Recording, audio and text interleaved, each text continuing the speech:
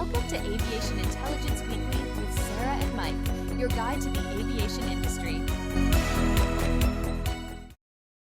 The fuel shock from the Iran conflict is now sorting winners from losers in real time. And this week, the gap got wider. We've got airline bankruptcies cascading across 3 continents, Boeing posting its strongest delivery quarter since 2018, and a $1.2 billion debt raise that tells you exactly who has access to capital right now. A lot to unpack. This week's narrative was bifurcation accelerating. The fuel crisis that started with the Strait of Hormuz closure is no longer just a headwind, it's a filter, separating operators with pricing power and balance sheet depth from those without the runway to survive it. And the filter is working fast. We're not talking about 1 or 2 carriers struggling. Spirit is gone, JetFlight is gone, Flybondi is on the edge, Magna Carta's, European Cargo, Air Mountain, all in various stages of collapse. Operationally, what this means is that meaningful capacity is exiting the system across budget and charter segments, which tightens supply on routes those operators served and hands pricing power directly to the network carriers that remain. Which is exactly what Delta's numbers showed last week. Revenue up nearly 20% year over year, beating estimates while absorbing the highest fuel bill in years. For investors, this is a capital structure story as much as an operating story. The carriers and suppliers who can raise debt at reasonable rates or tap equity markets are the ones positioning for the next phase of the cycle. The ones who can't are simply gone. And that divide is showing up in the filings this week, not just in the stock prices. So let's get into the signal. The most important signal this week came from the capital markets layer of the aviation ecosystem, specifically which operators and suppliers can still access debt on institutional terms, and what they're doing with it. That's a sector-level read, not a single company story. The headline example is a $1 billion+ debt raise from an aftermarket supplier, but the pattern is broader. The companies with investment-grade profiles and diversified revenue are still getting deals done, while the leveraged end of the carrier spectrum is imploding. Operationally, what that means is the survivors are building financial flexibility right now, while supply chain capacity exits on the weak side, which sets up a multi-year advantage for the operators and suppliers with dry powder. For investors, the signal is to track who's raising capital and at what cost, because access to the debt market at these rates is itself a competitive signal. If you can issue 5-year paper in this environment, the market is telling you something about your credit quality relative to peers. And when you overlay that against the bankruptcy wave, the divergence becomes very clear. Okay, let's get into the market tape. It was a rough week for aviation broadly. Airlines led the losses. American dropped more than 8%. United fell nearly 5%. Delta gave back more than 2% after its earnings popped last week. The common pressure behind this coordinated move was twofold: lingering fuel cost uncertainty and the market beginning to price in that even the strong carriers are not immune to margin compression if crude stays above $100 a barrel through the end of next year. United's own guidance flagged that oil stays elevated well into 2027. And low-cost carriers got hit hardest on a relative basis. Frontier was down more than 5%, Allegiant down nearly 6%. When you look at that against the network carriers, Southwest was basically flat. You can see the market making a distinction. That distinction matters. Southwest has fuel hedges and a stronger balance sheet. Frontier's situation is more complicated, and we'll get into the filing color on that in a moment. On the positive side, and there were some, Hexcel was the top gainer across the entire universe we track, up nearly 5% on the week. Hexcel is a composite materials supplier, so that move is worth noting because it's not tied to passenger demand. It's tied to the OEM production ramp. Boeing and Airbus both accelerating deliveries means more demand for the advanced materials that go into airframes. UPS also had a solid week, up more than 4%. That's the cargo read-through. Even with passenger airline turbulence, freight demand is holding. Textron was up about 2.25%. Honeywell up about 1.25%. So the industrial and supplier side of the ledger held up better than the airline side, almost across the board. Defense primes, though, that's a different story. Northrop was down nearly 4%. L3 Harris and Lockheed both off more than 2%. The whole defense prime group was under pressure despite what should be a favorable budget environment.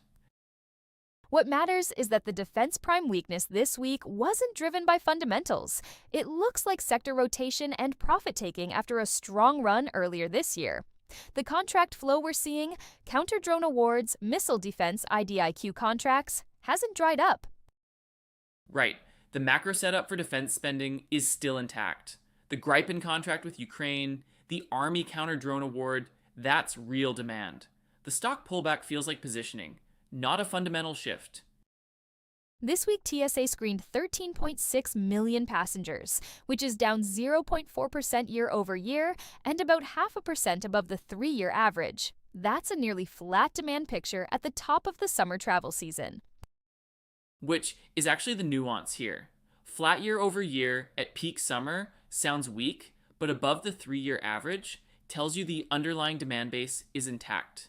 It's not a collapse, it's a plateau. And that plateau matters for the airline earnings picture. Revenue per available seat mile stays elevated when you've got sticky demand and reduced LCC capacity. The math works for the network carriers even in a flat traffic environment. So you've got flat traffic, high fares, a graveyard of budget carriers, and the market is still selling the airlines. That tells you the market is focused on the cost side, not the revenue side right now. Which is the right place to focus? Fuel is the wild card, and United's own commentary about oil staying above 100 through 2027 is the single most important forward-looking statement any carrier made this week. Jet fuel peaked above $1,800 a ton back in April. It's come off that, but it's still well above pre-conflict levels. The airlines that structured their hedges right are in a materially different position than those who didn't. And that's what you're seeing in the stock performance. Southwest's relative outperformance, essentially flat on the week, is at least partially a hedge story alongside its balance sheet story. The more important signal behind all of this price action is not any individual stock move. It's that the market is actively repricing the cost of survival in commercial aviation, and the gap between the bottom of the credit stack and the top is widening every week. That's the right frame. Let's dig into the supporting signals. The first place I want to go is Frontier, because the filing picture there is messier than the stock price decline alone suggests. And when you put the pieces together, it reads like a company under real structural pressure. Walk me through it, because on the surface, you've got a 5% stock drop, which in this environment is almost unremarkable. Right, but the stock drop is almost the least interesting part. What caught my attention was the Form 4 filed on July 13th. Group Holdings, Frontier LLC, which is listed as both a director and a 10% beneficial owner, sold 11.7 million shares on July 9th at $7.20 per share. And the stock is now trading at $6.57. So they sold roughly 9% above where the market is pricing the company today. 9% above within days of the sale. Now, a single insider sale doesn't mean a lot in isolation. Institutional shareholders sell for portfolio reasons all the time. Rebalancing, redemption pressure, you name it. But the timing here is difficult to wave away entirely. What makes you read it as more than routine portfolio management? 3 things in combination. First, the size. 11.7 million shares is not a small trim. That's a significant reduction in a concentrated position. Second, the timing relative to the stock move. The market moved meaningfully against the sale price within the same week. Third, and this is the one that amplifies the other two, the 8K filed on July 17th disclosing that board director Nancy Lipson resigned effective July 15th. Okay, the 8K disclosure says explicitly no disagreement with operations, policies, or practices. That's the boilerplate language designed to reassure investors. Are you reading past that? I'm not dismissing it, but I think you have to read it alongside the other data points rather than in isolation. The boilerplate language is required disclosure. It's not independently verifiable. What is verifiable is that you have a major beneficial owner selling a large block at a 9% premium to current price and a board member departing within the same week, while the stock is down 5% on the week and Frontier's cost structure is among the most fuel exposed in the industry. I'd push back slightly here. The Lipson departure was attributed to an external business opportunity, and the filing was clean. You could argue the share sale by the LLC entity is actually the market working correctly. A sophisticated institutional holder who had good timing on an exit. That's fair, and I don't want to over-rotate on this. But here's the part that I think is genuinely important for investors, regardless of how you read the governance signals. Frontier's current stock price, $6.23 at week's close, puts it well below that $7.20 sale price, and the company is operating in a segment where 3 competitors have already filed for bankruptcy this year. Spirit's gone, Flybondi's on the edge, and those are all operators competing for the same price-sensitive leisure traveler that Frontier depends on. Exactly. And you might think competitor bankruptcies are a tailwind, less capacity, better pricing. But the problem for Frontier specifically is that when Spirit collapsed, the routes didn't disappear. Network carriers absorbed them. Delta, United, and American added capacity on high-demand leisure routes almost immediately. Frontier doesn't benefit from Spirit's exit the way it would have a decade ago because the network carriers now have the cost structures and ancillary revenue to compete in what used to be budget-only territory. So the capacity relief from LCC bankruptcies is being captured by carriers that Frontier can't match on loyalty program economics or connecting itinerary depth. That's the core squeeze. And when you add a fuel environment where jet fuel is still running well above historical norms, and Frontier has no meaningful hedge program disclosed, the margin math gets difficult fast. So the investment signal here isn't just watch the stock, it's watch the next earnings filing for any guidance on fuel coverage and cash runway, because those two numbers will tell you more than the governance optics. Precisely. The filing activity this week raised the flag. The fundamentals are what determine whether it's a warning or a verdict. Now, let me pivot to the second signal, because it cuts in the exact opposite direction, and I think that contrast is important. Hexcel, because a nearly 5% gain as the top performer across the entire universe we track in a week where airlines are getting hammered, deserves an explanation. It does. And the filing activity tells a nuanced story. You had 2 Form 4s from Hexcel insiders this week. The first, filed July 13th, was Director Patricia Hubbard acquiring 239 restricted stock units. That's routine board compensation, no discretionary signal there. But the second one is more interesting.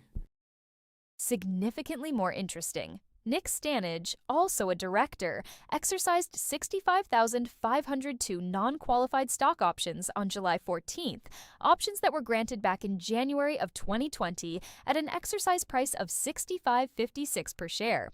He simultaneously sold 52,169 shares at $101.82. So he's netting roughly $36 per share on the spread between the option exercise price and the sale price. That's a gain of about $1.9 million on the executed portion. That sounds like a pure liquidity event. Lock in the gain before it moves. And on the surface, yes, options granted in early 2020 were granted near a market bottom, so almost any exercise today is going to look like profit-taking on a very long position. I don't read that as bearish signal. What I find more telling is what the stock actually did. Hexcel closes the week up 4.65%, from $99.20 to $103.81, even with an insider selling into that move. If the market saw that sale as a red flag, the stock would have faded. It didn't. The reason it didn't is that Hexcel's fundamental story is disconnected from the airline demand cycle in a way that makes it almost a different asset class. They supply advanced composite materials, carbon fiber structures, reinforcements that go into airframe manufacturing. Their revenue is tied to OEM production rates, not to whether passengers are flying or whether jet fuel is $40 or $120. And the OEM production story right now is actually positive. Boeing posted its strongest delivery quarter since 2018. Airbus is running near capacity. Both of those feed directly into Hexcel's order book. The HECO debt raise we've discussed elsewhere in this episode also fits this frame. The MRO and component side of the supply chain is seeing robust demand because aging fleets need more maintenance, and the new aircraft backlog means new materials going into production. Hexcel sits at the upstream end of that entire chain.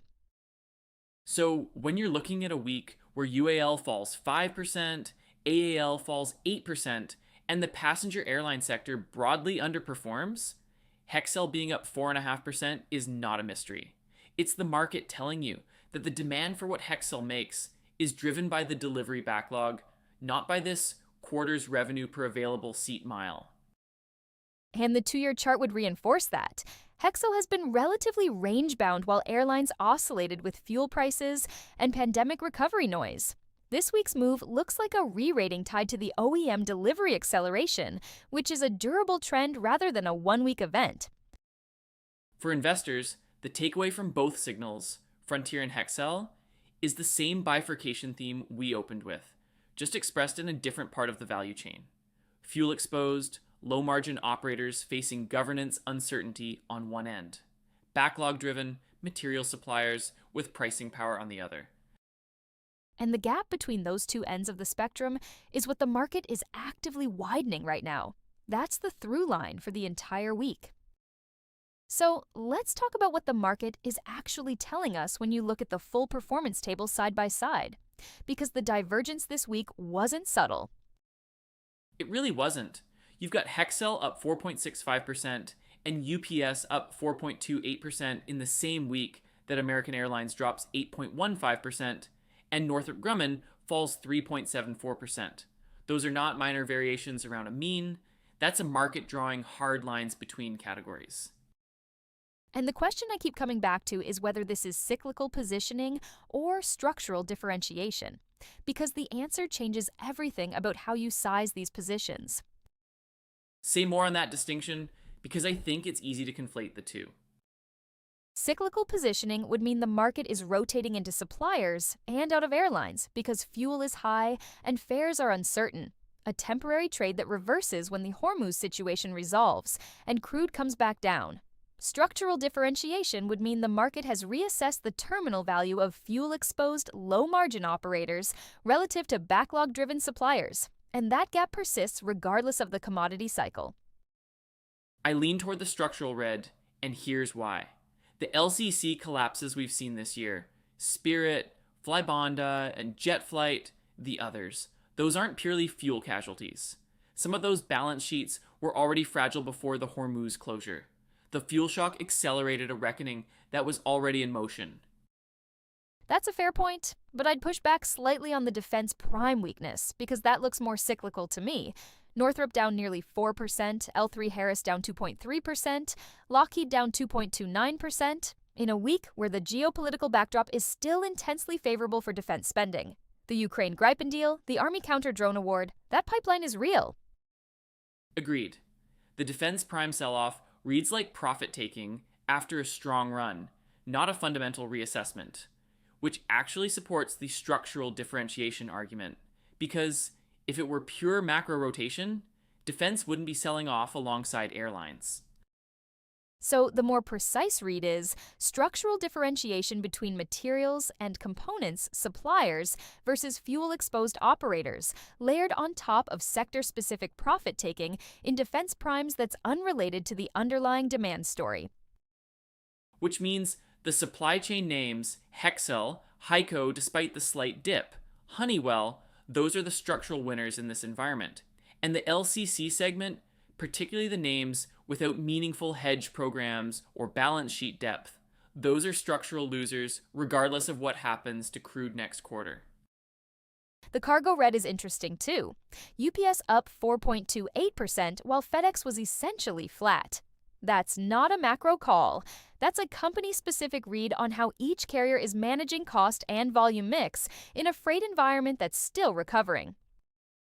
And the EV-tall names, Joby down 3.34%, Archer down 2.42%, those are in a different category entirely.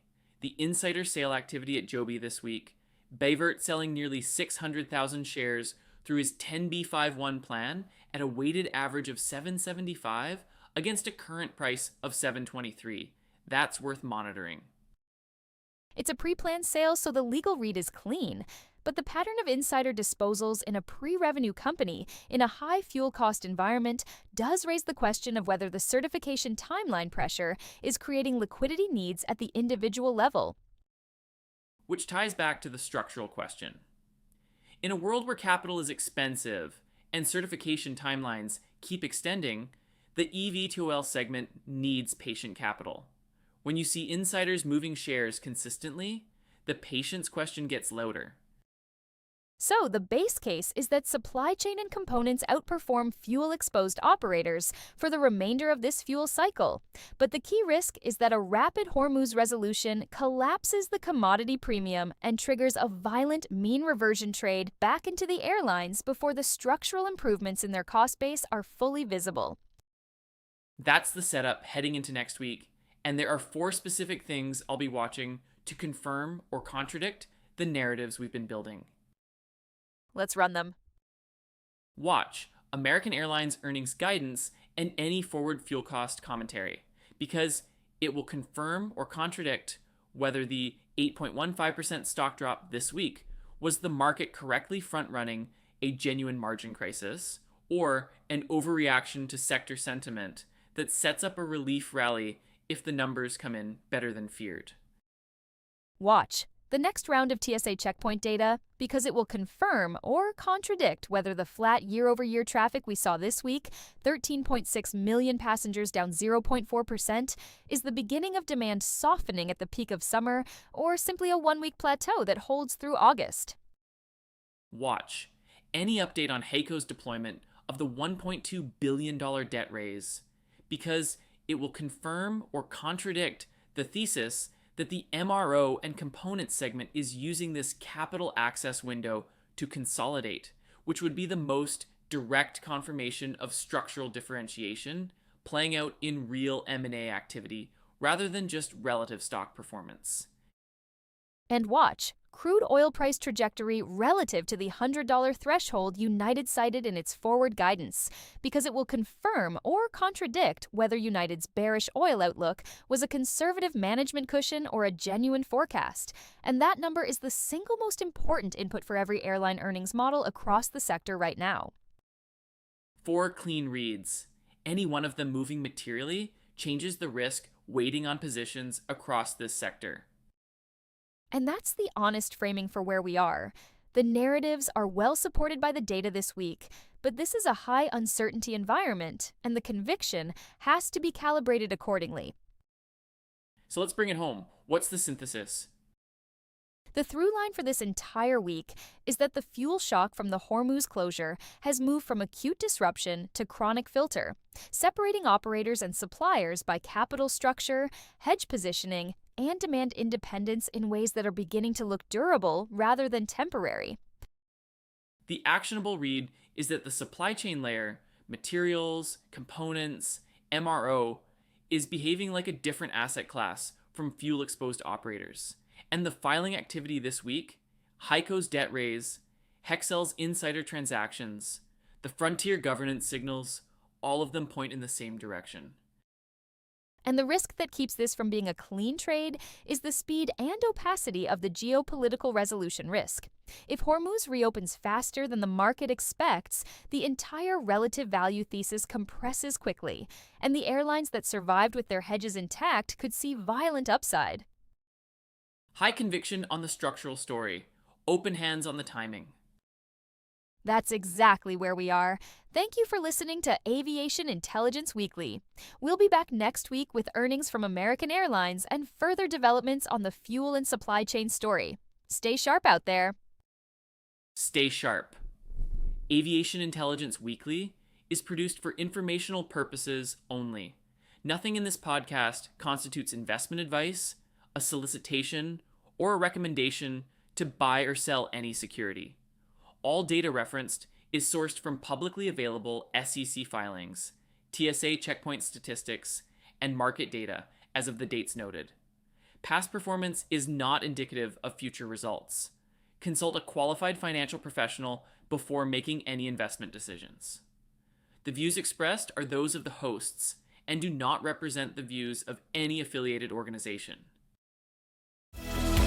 Welcome to Aviation Intelligence Weekly with Sarah and Mike, your guide to the aviation industry. Want the inside track on aviation's biggest players?